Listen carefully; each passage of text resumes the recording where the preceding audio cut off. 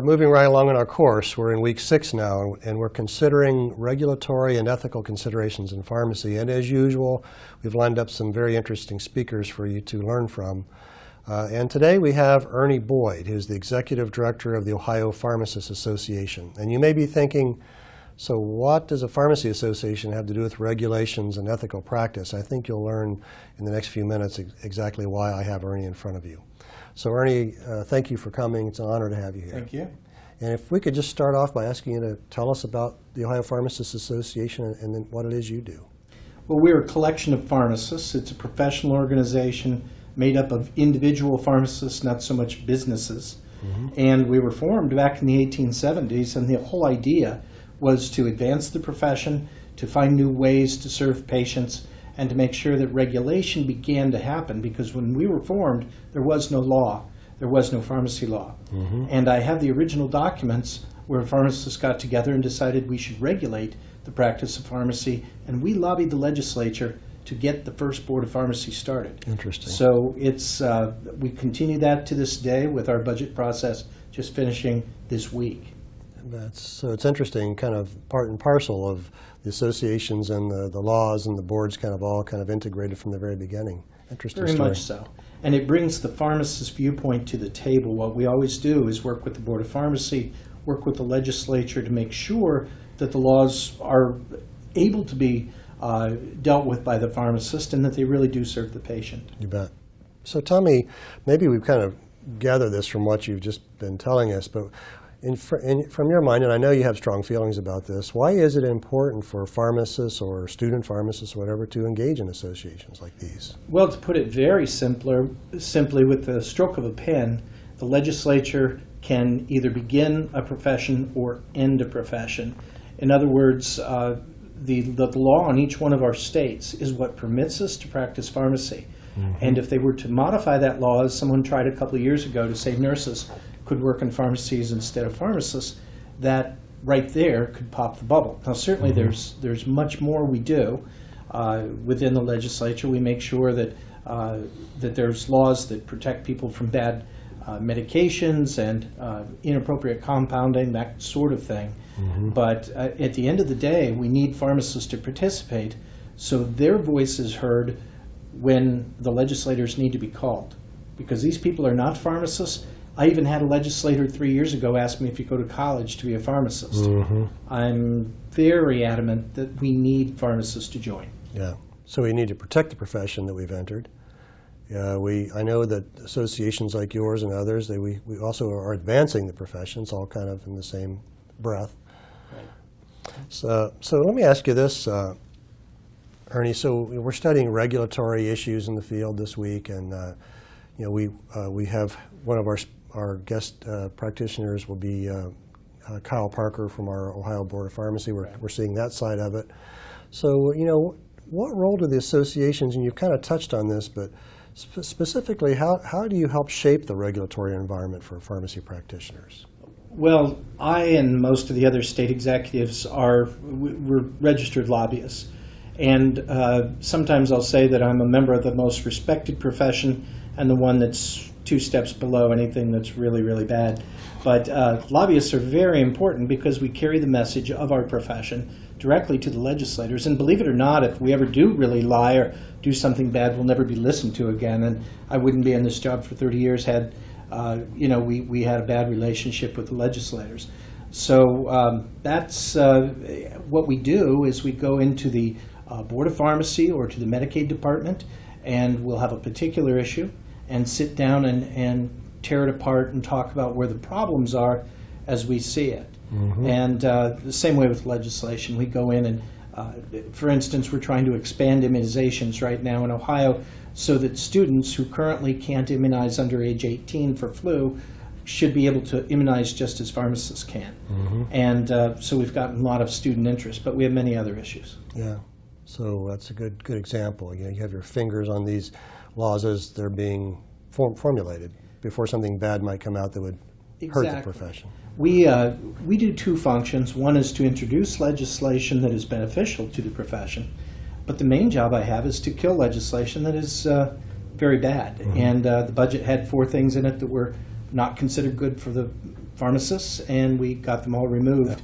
in the last week. And that's part of our job every day, but usually you don't see that in the headlines. Yeah, not good for pharmacists, ultimately not good for patients. And Right. That's what we're really here about.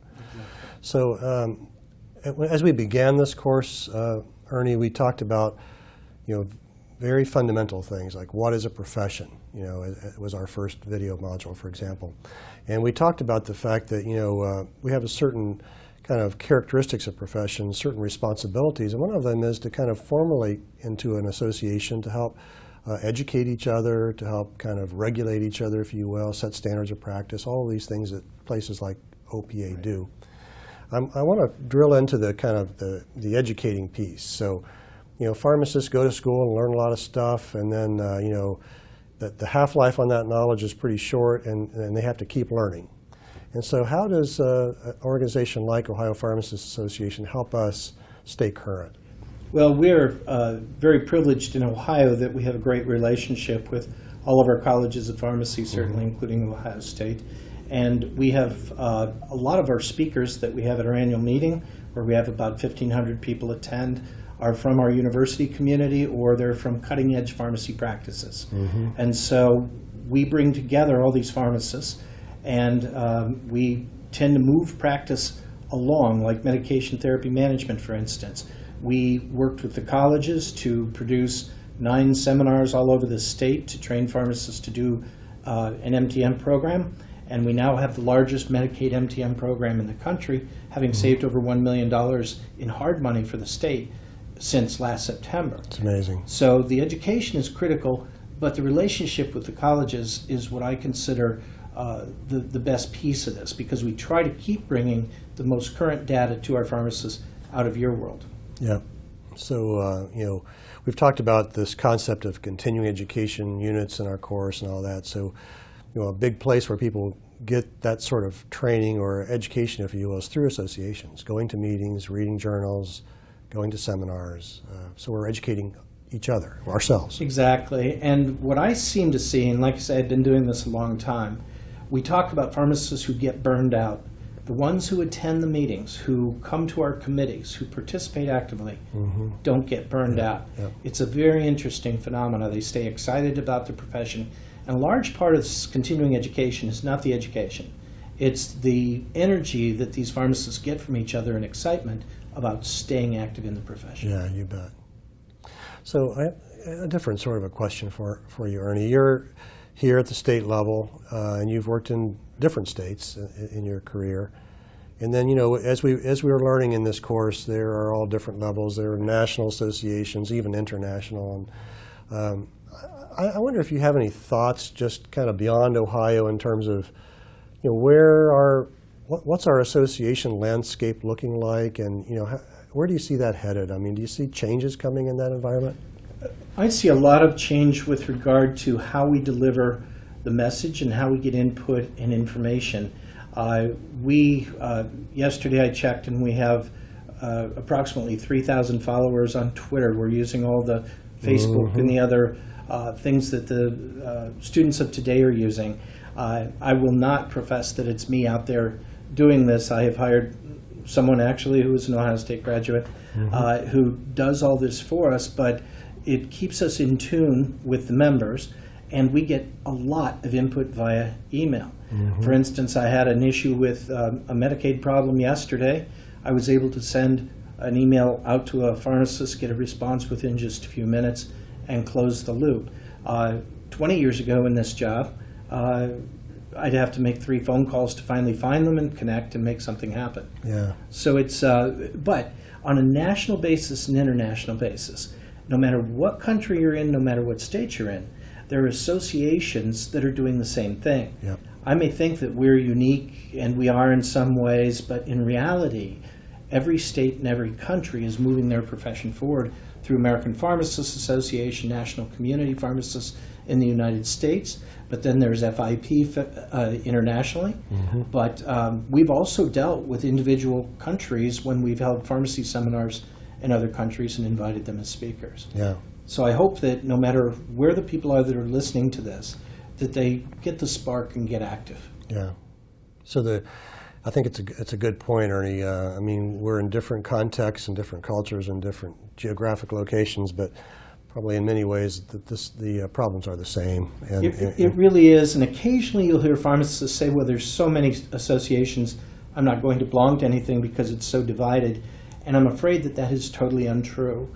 As soon as the students graduate, when they're in a state, there really is only us, and then a hospital association by some name, usually health system, and then sometimes there's a consultant pharmacist group. That's it in the state.